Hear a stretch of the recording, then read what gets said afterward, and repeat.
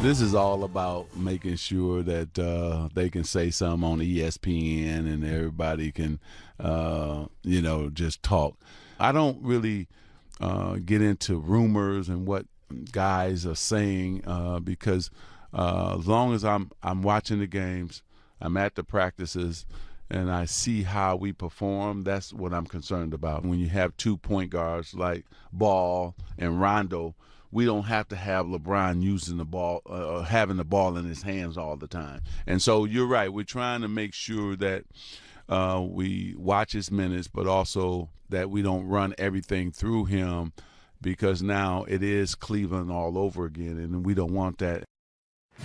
Well, Magic Johnson says he doesn't get into the rumors, but he was refuting earlier today on SiriusXM NBA radio the report that ESPN put out that LeBron has been ignoring Luke Walton's play calls. Welcome back to Game Time. Shaq now with us. Kenny Smith, Jared He's Greenberg. ignoring him?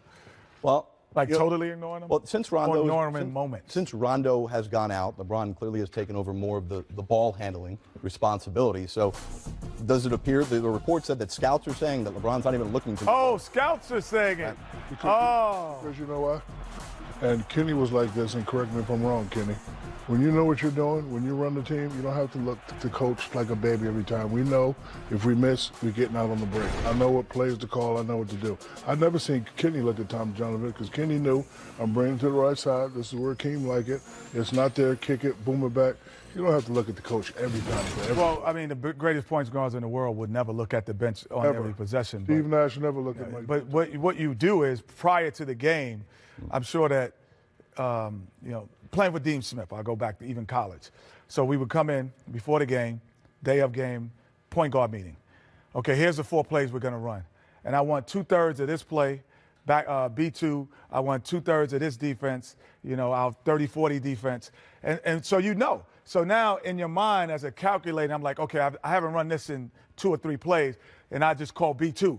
I call, B1, just because I hadn't done it. But I already had in my mind the number of times that I was going to run it through in that game, and the number of times defensively of calls I would run. So I didn't have to look. And every now and then he'd be like, oh, and I was like, he's like, I was going to call that. I'm already got you. And so that's what you do. You never really the larger picture here, Shaq, as you know. But it's scouts. What this is feeding into is the job security of Luke Walton, which has been questioned by everybody since LeBron came to L.A. because LeBron and Luke Walton don't have a history, and Magic didn't hire Luke Walton. Well, I also... Listen, it's part of, the basketball of business. And, of course, when LeBron comes into the picture, everybody wants things to be, rush, and we want to do this. We all know that this is an experimental year.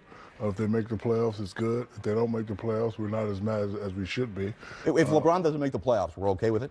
We're okay with it this year because now that, that he's there in L.A., the summertime is coming up.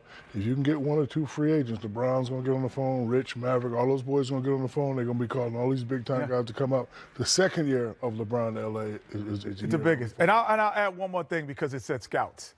Because one year at North Carolina, if I called a play, it wasn't a play.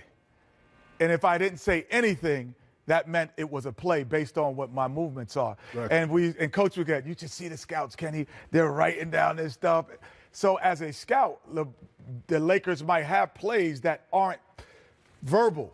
So once I say something verbal, it might just be freelance. And then, truthfully speaking, the guy's been to the finals, the last 8 years in a row? Mm-hmm. Yeah. He knows what he's doing. He knows what he ain't got to look at nobody. No doubt.